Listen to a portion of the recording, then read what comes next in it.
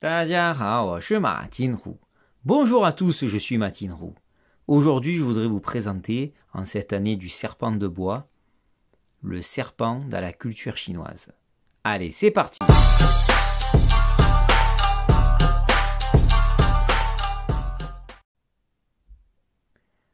D'abord, le serpent dans la culture chinoise.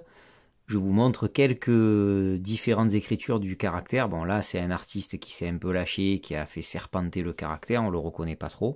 Ici, à droite, vous l'avez un peu moins de façon artistique. Et à gauche, voici la vraie calligraphie du caractère du serpent. Donc, à gauche du caractère, vous avez la clé de l'insecte ou du reptile. Et à droite, c'est le pronom personnel ta pour les objets ou les animaux.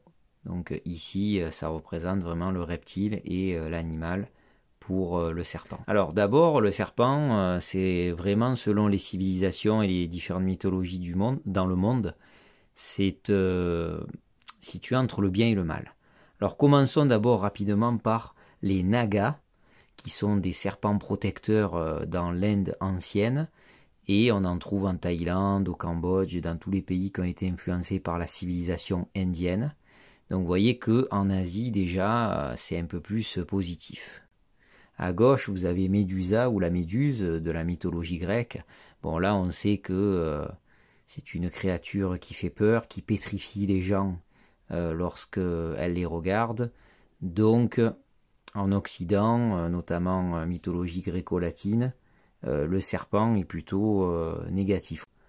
Et si on reste sur l'Occident avec Harry Potter, ben là on comprend bien dans Harry Potter que c'est entre le bien et le mal, parce que Harry Potter ne veut pas appartenir à Serpentard, parce qu'il sait que c'est négatif et qu'il y a beaucoup de méchants comme Malfoy, par exemple, mais il comprend quand même la langue des serpents, fourche-langue, mais quand même il y a des potions magiques durant Harry Potter où ça permet de guérir tout ce qui est à base de serpents. Donc vous voyez que c'est vraiment entre le bien et le mal. Ensuite, si on revient ici à la civilisation chinoise, le serpent, après 1000 ans, se transforme en dragon, d'après la mythologie. C'est pour ça qu'on trouve sur Internet des images, bien sûr, qui n'existent pas, hein, du dragon-serpent ou serpent-dragon, parce que on voit le lien au niveau de la forme du corps, hein, entre le serpent et le dragon. Et un des plus grands philosophes que la Chine ait connu, Mencius, qui était le disciple de Confucius, a dit un jour « Le serpent est au même niveau que le dragon ». Alors là, ça veut tout dire, hein, ça veut dire que le serpent pour eux c'est positif, et on va voir aussi pourquoi. Tout vient de la mythologie chinoise. Alors les mythes et les légendes, c'est ce qui constitue les peuples, hein, notamment avant les religions. Donc là, on va voir la civilisation chinoise, ce qu'elle dit du serpent. Donc déjà, si on fait un petit rappel par rapport à l'Occident, on sait que le serpent dans le paradis représente le diable, le mal, la tentation, avec la pomme que Ève, dans Adam et Ève, prend.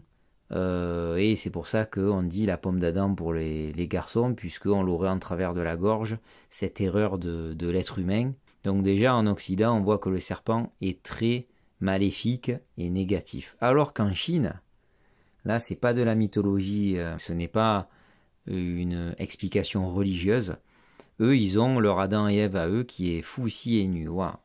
Donc Fuxi et Nuwa seraient une sorte d'Adam et Ève, mais non religieux, c'est-à-dire ils seraient à l'origine de l'humanité selon les Chinois. Ils auraient créé le peuple chinois. Et si vous regardez bien, leur corps est à moitié humain et en bas serpent ou dragon, mais beaucoup disent que c'est le serpent. C'est pour ça que les Chinois voient le serpent de façon plus positive. Alors il existe dans 4 grandes légendes chinoises qui sont des histoires d'amour un peu impossibles notamment, dont la légende du serpent blanc. Alors il y a un animé à gauche que je vous conseille de voir qui est magnifique. Et à droite, voici une petite vidéo que j'ai trouvée sur internet qui explique rapidement la légende du serpent blanc, qui est vraiment un amour impossible entre un serpent devenu femme et un herboriste, un médecin chinois. Il était une fois un esprit de serpent nommée Bai Sugen, qui après des siècles de méditation et de pratique, se transforma en une belle femme. Aspirant à vivre parmi les humains et à expérimenter l'amour, elle descendit sur Terre. Un jour pluvieux, au bord du lac de l'Ouest, Bai Sugen rencontra Xiuxian, un gentil pharmacien. Ils tombèrent éperdument amoureux l'un de l'autre et se marièrent peu après, vivant une vie heureuse à Hangzhou. Tout semblait parfait, mais le bonheur de Bai Sugen était menacé par Fa Hai, un moine bouddhiste qui découvrit sa véritable nature de serpent. Fa Hai prévint Xiuxian des dangers de sa femme, mais Xiuxian refusa de croire à ses accusations. Fa Hai, déterminé à séparer les amoureux, trahit Xiuxian en le forçant à faire boire à Bai Sugen un vin qui révélerait sa forme de serpent lors du festival du Double 5. Effrayé mais toujours amoureux, Xiuxian tomba gravement malade suite au choc. Bai Sugen, bravant tous les dangers, s'empara de l'herbe magique du mont Kunlun pour le sauver, révélant ainsi l'étendue de son amour. Malgré leurs épreuves, Xiuxian et Bai Sugen furent finalement réunis. Cependant, leur bonheur fut de courte durée, car Fa Hai captura Bai Sugen et l'enferma sous la pagode du lac de l'Ouest, où elle reste encore aujourd'hui.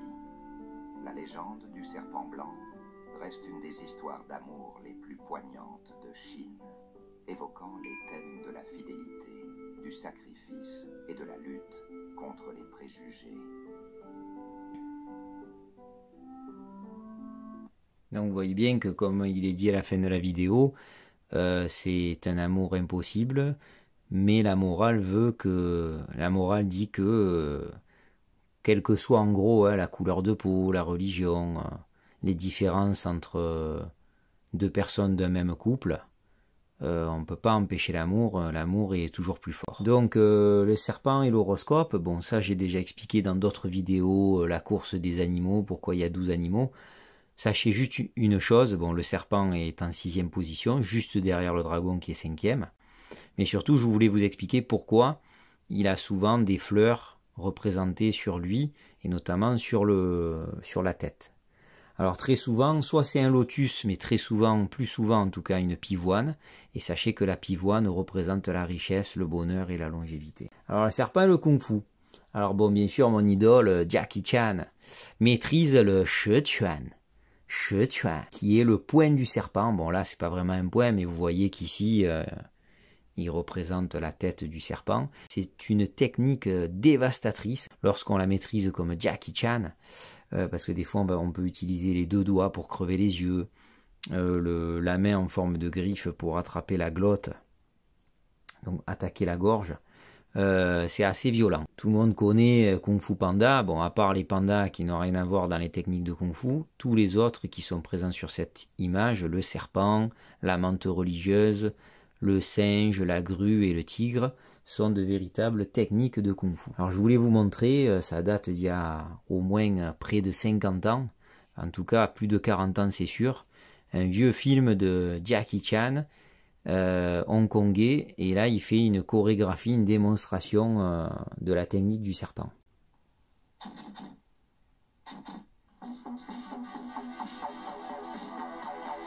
Là vous voyez c'est comme une danse, hein. Là on voit le nom des producteurs, des acteurs dont Jackie Chan. Et pour présenter le film, donc, il a fait vraiment la technique du poing du serpent. Donc on voit vraiment qu'il reprend les gestes, la gestuelle, les mouvements du serpent. Alors c'est très chorégraphié, très dansé, hein. Mais si on l'utilise dans des techniques de combat, c'est dangereux. Ah, il avait peut-être 25 ans, Jackie Chan. Là, on voit, pour ceux qui apprennent le chinois, que le pinyin n'est pas le même, c'est le pinyin de Hong Kong.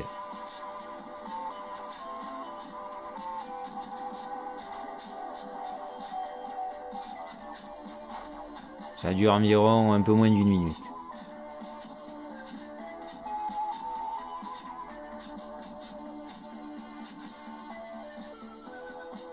Ah, là on voit bien avec la main qu'il attrapait la glotte. Quelques petites acrobaties simples. Voilà, c'est quasiment fini. Et là le titre du film en anglais c'est Le serpent dans l'ombre de l'aigle. Voilà pour le kung-fu. Ensuite, le serpent et la nourriture. Ben, il faut savoir, ici, c'est incroyable, dans les Disney, il y a énormément de représentations de choses cachées. Et là, on voit la tentation de la pomme rouge par rapport à Blanche-Neige qui va manger la pomme empoisonnée. Et là, on peut voir une référence à Adam et Ève avec la pomme, la tentation. Et oui, regardez, vous allez voir que les Chinois, au lieu de l'appeler la pomme Red California, qui est cette variété de pomme rouge, eux, leur traduction en chinois, c'est She Guo, qui veut dire le fruit du serpent. Donc, je pense en référence à Adam et Ève. Ensuite, au niveau de la nourriture, je l'avais déjà présenté dans d'autres vidéos pour d'autres animaux. Il y a un plat de plus en plus rare. Attention aux clichés, les Chinois ne mangent pas tout le temps ce genre de plat et quasiment plus d'animaux bizarres, on va dire. Surtout après le Covid, ils ont enlevé beaucoup de plats particuliers, mais il y en a un qui reste traditionnel dans la région de Canton, c'est le long roux fond. Long roux fond. Qui est le plat? Bon, il doit être très cher, hein. Je ne l'ai jamais mangé, j'ai déjà mangé du serpent, mais pas celui-ci de plat. Dragon, tigre, phénix. Le dragon représente le serpent, le tigre, le chat ici, et le phénix, le poulet. Et vous avez, alors là ça existe encore, même dans les pays d'Asie du Sud-Est, hein. J'en ai une avec moi aussi, quasiment la même bouteille, mais avec un scorpion dans la gueule du serpent. Alors avec de l'alcool de riz ou de céréales, c'est le plus connu. Alors ça donne pas forcément un goût particulier le serpent, j'en ai déjà bu, hein. Mais il paraît que c'est aphrodisiaque, que aussi ça soulage les douleurs articulaires et la fatigue. Bon, ils y rajoutent des racines, des fois du ginseng, tout ça. Alors comment ils ont fait rentrer le serpent? Tout simplement, d'abord il est mort, ils attendent qu'il sèche, comme ça il devient plus fin, et après ils le passent par le bouchon de la bouteille, le goulot, et ensuite avec l'alcool en général, ou le liquide à l'intérieur, il regonfle. Voilà, donc des fois il y en a qui utilisent avec la vésicule biliaire, donc c'est-à-dire la poche en dessous du foie, où il y a la bile, hein, quand vous vomissez, que vous n'avez plus rien à vomir, c'est ce liquide jaunâtre. Bon, ça doit pas être fantastique, j'ai jamais bu avec ça. Donc il paraît que ça guérit encore plus, notamment, je vous montre, en médecine chinoise, c'est encore utilisé. Donc pareil avec des serpents. Et de la vésicule biliaire crue. Alors ça, j'ai jamais goûté. Ça combattrait la toux. Aussi, en transformant un peu sous forme de poudre dans des tisanes, des décoctions, j'utilise la mue du serpent, c'est-à-dire la peau. Il faut savoir que le serpent, environ tous les 3 mois, il change de peau, donc il grandit. C'est pour ça qu'il représente la guérison, la renaissance, la régénération. Et donc, le serpent, pendant l'hiver, alors lui, il représente le yang, la chaleur, et l'hiver, c'est plutôt yin, le froid. Donc, il réchaufferait aussi le corps dans la médecine chinoise. Cette année du serpent, je vous souhaite à tous une renaissance, une régénération, une meilleure croissance dans tous les sens du terme. Et en plus, c'est le serpent de bois, et le bois avec la pousse, la croissance de l'arbre, c'est encore plus fort au niveau du symbole de la renaissance.